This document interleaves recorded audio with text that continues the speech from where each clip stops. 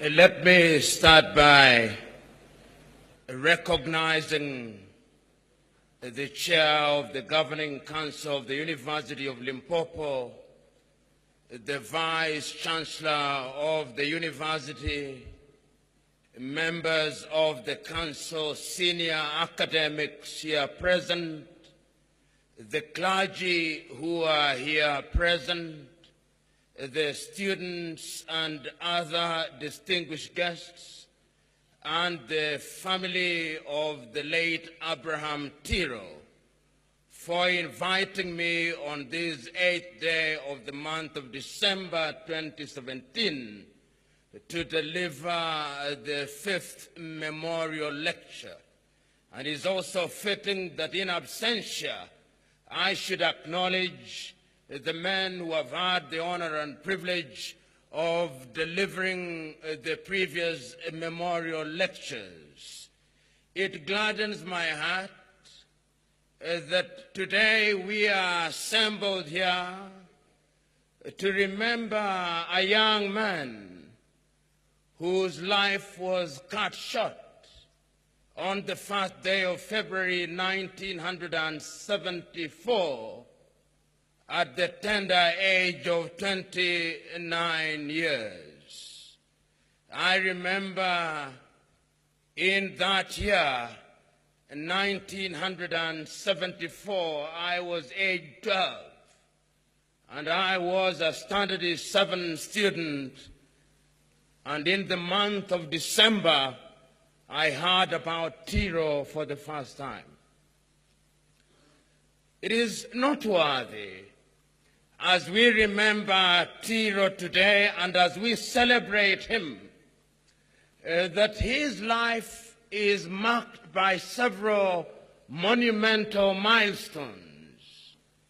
In 1945, the year of his birth, the international community sat down in San Francisco in the United States of America to create the United States Organization. At that time, almost all African countries were under the colonial yoke, except Sierra Leone, Liberia, and Ethiopia. 3 years later, those of you will remember, under the patronage of Hendrik Verwoerd, the most pernicious regimes of color differentiation amongst men was instituted in this country.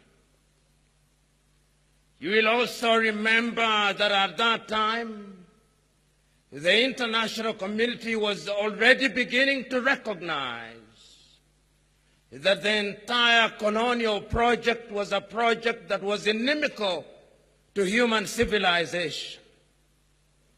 We will remember that a few years in 1957, the great Ghanaian Diosagiefo Kwame Nkrumah, speaking on the day of the independence of Ghana, was as passionate as he was eloquent in saying that Africa had to seek first the political kingdom and the rest would be given unto them. Unfortunately, we sought and obtained the political kingdom, but there is still a debate as to whether the rest has been given unto us, or whether we have used our capacity to give us the rest. So today we are gathered here to commemorate a young man whose life was cut short in the most brutal manner that any man can die. For the family, the video merely awakens old memories, and perhaps it is a day to mourn again. But the question that one must ask Are men like Tiro to be mourned? And my submission is that such men are never mourned. Such men are celebrated. Such men never die. It is the great Mahatma Gandhi who said several years ago, when he was confronting the colonial powers, that they may torture your body, even take away your life, but they can never kill your ideas. That is why today we are able to say that old soldiers never die. And such a soldier is Abraham Tiro, in whose memory we are here present. But this land of South Africa is also a land of other great people. And therefore, when we are assembled here today, we must remember those others who are his comrades in arms. We must remind ourselves that this land has given us great leaders, such as the great Albert Lutuli. We must remember them today. We must remember that this land has given us great leaders such as Nelson Mandela. We must remember them today. We must also remind ourselves that this is a land that has given us leaders such as Bantu Stephen Biko and Chris Hani and Albertina Sisulu and Walter Sisulu and Ahmed Kathrada and many other leaders who have served the world. We must remember that today. We must also remember that there are others who are still alive and well. We must remember and celebrate men and women such as Desmond Mpilo Tutu. We must remember them today because the work that was started by the likes of Abraham Tiro is the work that they continued in the realization that the struggle against evil is a relay race where one generation passes over the torch to another generation. We must ask ourselves, however, now that we are celebrating Tiro, did he die in vain? When on that 29th day of April in the year 1972, aged only 27, young men and women in his student council asked him to deliver a speech at the University of the North. He touched things that were way beyond his age. He interrogated his audience on that day. He asked them, this education system that you are giving us, does the world know the differentiation of education? He posed. He asked his audience on that day, in the United States of America, do they have education for the Negroes? Do they have education for the American Indians? Do they have education for the Caucasians? Why is it that in this country we have education for the Bantus? Why is it that we have education for the Caucasians? He posed the question. His audience did not take it kindly. Several years down the line, those questions are valid. Those of us who are familiar with the structures of pernicious regimes such as the apartheid regime may very well say that in the 1990s, you South Africans, with the assistance of the rest of Africa, succeeded in exorcising the ghost of apartheid. But is there a possibility that apartheid is still alive and well in other forms? Is there a possibility that apartheid is still alive and well? Is there a possibility that those desires of Tiro and other comrades in arms has never been met? Is there a possibility that the education that we provide in South Africa is not uniform? Is there a possibility that we still have apartheid in our education, not only in South Africa, but in the rest of Africa? Is there a possibility that we still have apartheid in our hospitals? Is there a possibility? Is there a possibility that we still have apartheid in our public sector? Is there such a possibility? Is there a possibility that we still have apartheid in our economic sector? Is it possible that we never succeeded in exercising these ghosts? Is there a possibility that indeed Tiro was right in posing the question, do we have a fair deal? Do we have a fair deal for the young men and women who are in Port Elizabeth? Do they have a fair deal? Is there a fair deal for those who are massacred in Marikana? Is there a fair deal for those who are working in the farms in the Western Cape? Is there a fair deal for the blacks who are in the Orange Free State? Is there a fair deal for South Africans several years after Tiro was taken by his maker? In other words, when we are assembled here today, Tiro poses several questions to us. And those questions are not only valid to the South Africans who are here present, those questions are valid to the entire continent of Africa. Because the entire continent of Africa continues to punch below our political and economic weight. This continent of Kwame Nkrumah, this continent of Julius Kambarage Nyerere, this continent of Patrice Emery Lumumba, this continent of Modibo Keita of Mali, this continent of Albertina Sisulu. This continent still knows pain. This continent still knows hunger and famine. This continent still knows conflict. This continent still knows discrimination. This continent still knows underdevelopment. This continent is not at ease. And if you want to know that this continent is not at ease, you only have to look at each one of the African countries and pose the question that Tiro posed several years ago. You posed to you, South Africans, do you have a fair deal? Do the men and women who are working in your factories, are they treated fairly?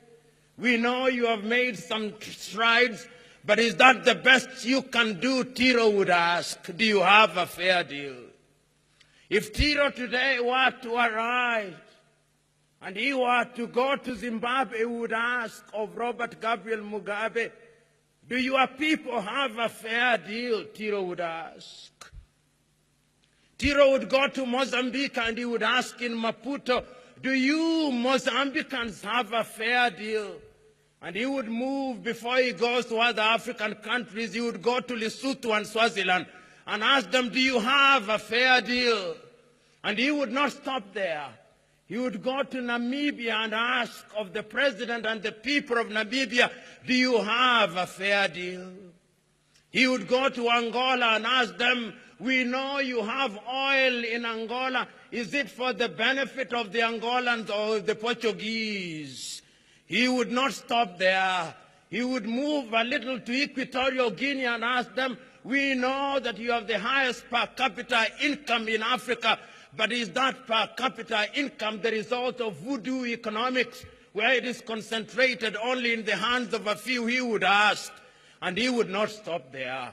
He would go to Malawi and Zambia, and he would ask,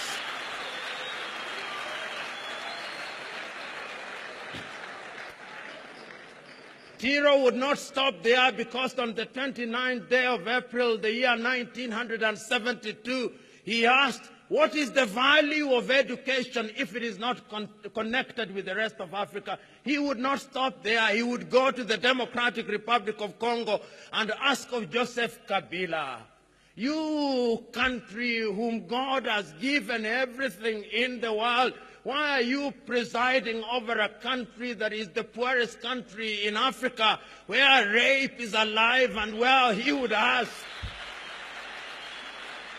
And he would not stop there. Tiro would go upstairs and he would go to Tanzania and would go to Kenya and he would go to Somalia, and he would go to Ethiopia, and he would go to South Sudan, and he would go to the Sudan, and to Egypt, and to Libya, and Tunisia, and Niger, and Central African Republic, and he would go to Gabon, and he would go to Benin, and to Togo, and to Guinea, and to Guinea-Bissau, and to all the countries, and he would pose the same question. And he would not stop there. He would go to Senegal and Cote d'Ivoire and the Gambia and all the African countries and Sierra Leone and Liberia.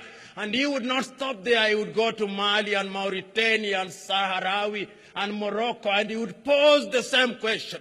So today, when we are assembled here in the memory of a man such as that, the question that we must pose to ourselves: are we children of a lesser God? Are we children of a lesser God that endowed with the resources that we have? The dreams of Abraham Tiro have never been satisfied. What will we tell Tiro? You served in the SRC with Tiro. What will you tell him? When his torch was extinguished, have you carried the torch with dignity? You members of his family who lose him and miss him the most, have you kept his torch alive and well? You who knew him through history, have you kept his spirit alive?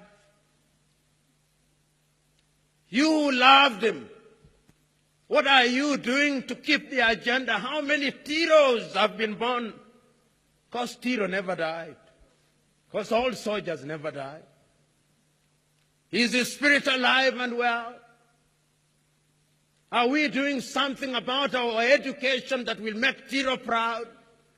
Or we have schools and we are miseducated in those schools?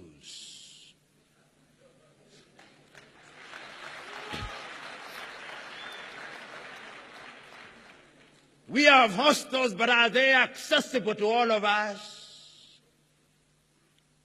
We have farms, but do we eat what we deserve?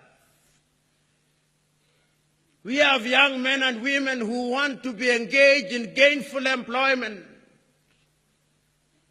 Is it possible that the monster of corruption is standing in the way of Abraham Tiro? Is there a possibility that while Tiro tells us to be warriors for truth, we have made lies and greed our creed? Is it possible that we are betraying Tiro Abraham by doing things that we ought not to do? Is it possible that we are giving away our resources for which Tiro died at age 29? Is it possible that we are welcoming visitors in our country whose only desire is to devour us?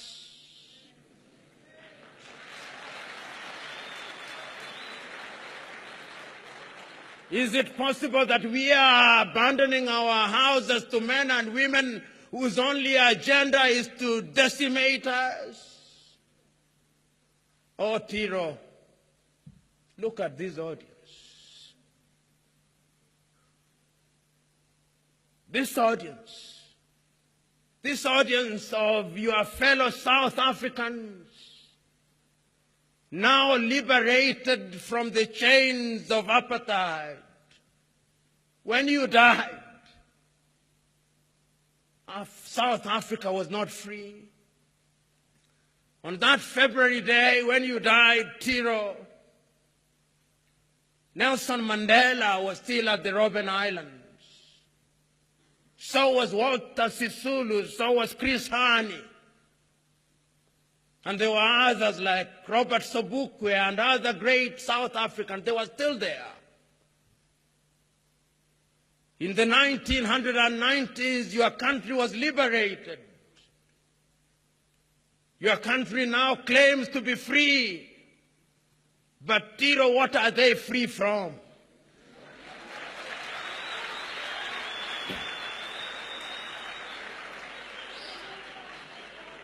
Tiro, is it possible that they are free from the chains and the yoke of apartheid, but they have been imprisoned by something else? And if it is true that they have been imprisoned by something else, what is that thing else? Is it their leaders or themselves? Is it possible, Tiro, today that we have all sinned and fallen short of the glory of both man and God, and that we are all in equal guilt? If that is true, is this not the day, therefore, that your Spirit must descend upon us? That we must see the things that as a 29-year-old you saw when elders could not see?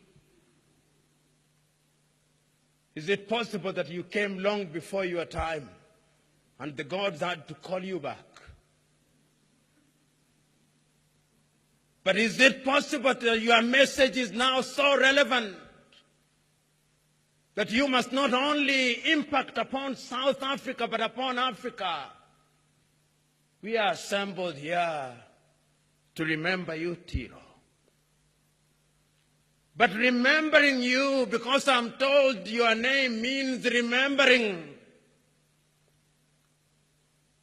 But what do you remember about Tiro? When we leave this assembly, and we have had several assemblies in memory of Tiro Abraham, are they mere annual jamborees? Or there is something beyond the jamborees? Is this another fifth jamboree to remind ourselves of Tiro? To behold via a documentary how he lived without more? Or this is a day to re-energize ourselves? I'm submitting to us that this is a day to re-energize ourselves. I'm submitting to us that if we are to give meaning to Tiro, we must interrogate our country and our continent.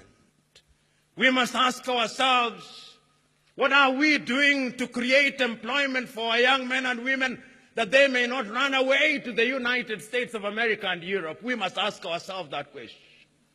We must ask ourselves, what are we doing to ensure that our young men and women, upon graduation from the universities, have opportunities for employment for those who desire to be employed, and opportunities for creativity and innovation for those who desire to create and innovate? We must ask ourselves whether we are generating enough funds to ensure that when our young men and women, our old men and women are sick, they have the ability to access medical services which are world-class without paying a dime, because they have worked hard for it.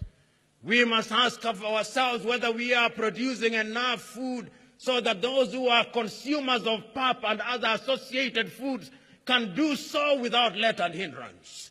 We must ask ourselves, what is the quality of housing that we are giving to our people?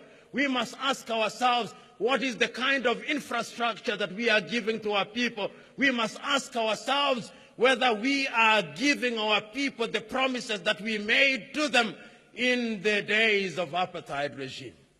Tiro, the deal will be fair. Tiro, I can tell you, and we must tell ourselves, that Africa is beginning to wake up. Our duty is to ensure that Africa continues awake, because there is no shortage of individuals who are in the business of injecting Africa with anesthetic drugs that they may continue in their slumber. So, Tiro, we must welcome the Chinese in Africa, but we must stop them from raiding our resources.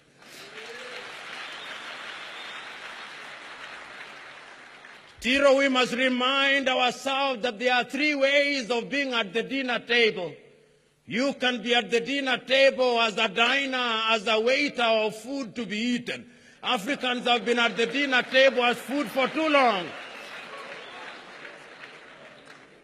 Time has come that we must sit at the dinner table of civilization as diners. Tiro, we must remind ourselves that time has come that when our leaders are invited to international gatherings, they are not there merely for photo sessions, but as true participants in the agenda of determining what the world is all about.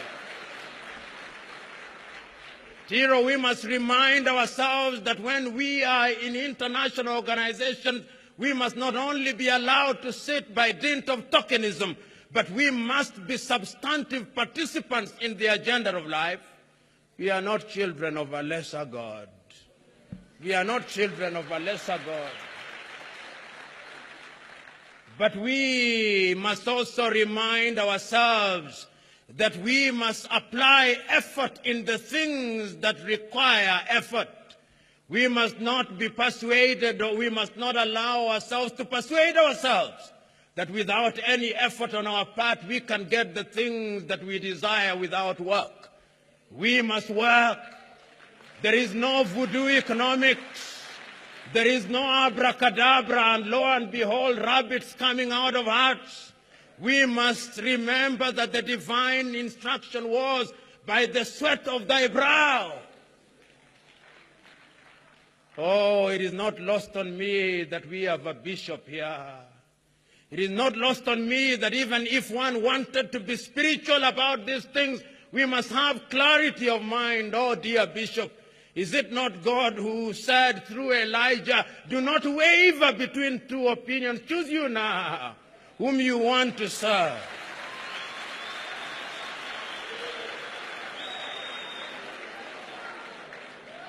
Is it not the same God who through Joshua said, choose you now whether you want to worship the God of the Amorites or the Lord God. As for me and my house, I shall serve the Lord. And I'm saying that one of the ways in which we serve God is by engaging in productive and honest labor. And I'm telling to us that our wealth does not reside in the things. I know of many people who are so poor that the only thing that they have is money and things. You and me must allow ourselves to be rich and wealthy in a different way, because the last time I checked, greed can never be satisfied. The last time I checked, those who are greedy is like consuming salty water. The more you consume, the more you thirst and the more you desire. Tiro, we are saying that time has come for Africans to liberate themselves. And I have a report to give to you, Tiro, on this 5th anniversary on which we remember you. There are countries that are beginning to move in a useful direction. Even your own South Africa, despite and in spite of all the problems they have, they are still the largest economy in Africa. They are moving in some direction. Our only prayer is that they must continue moving forward, even if the pace is slow. Your country is not in a bad place. Tiro, it is not only South Africa that is beginning to see a fair deal. The neighborhood in Botswana is beginning to move in the right direction. We know we have problems in Lesotho and Swaziland, but big brother South Africa will sort out those, Tiro. Oh, we know, Tiro, that up in the north across the border, in Zimbabwe, they have distinguished themselves as the only country without a currency, but even that we know it shall be solved. And Tiro, the story is not only good in the southern part of Africa, in the eastern part of Africa, my own country, Kenya, is not doing too badly. She has her own adolescent tantrums, but she'll soon settle down. And Tanzania and Ethiopia and Rwanda and Uganda are not doing badly either. In the West, Ghana and Nigeria are also doing well, reasonably well. And Cote d'Ivoire is also doing reasonably well. Sudan has a problem, and Central African Republic, but we are asking the African Union to wake up. And we are the ones who will wake her up, because she's been a sleeping dog for too long. And it is your spirit that will make her wake up. So, Tiro, today, when we remember you, you who are born and died young, when we remember you, you who are born and died violently, you died a good death. For history has shown us that the man whom God loves died violently. Did Christ not die violently?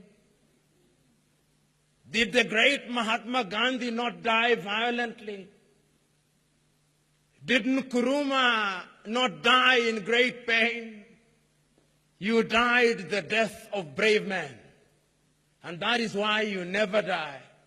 So Tiro, today, we are here to give meaning to what the South Africans sometimes shout about without much thought. We are here to give meaning to the shout Amandla, that Amandla may have a suitable response. Amandla! Maibuye! Maibuye! Amandla! Amandla! Tiro is an old soldier who will never die. Amandla! Maibuye! Thank you.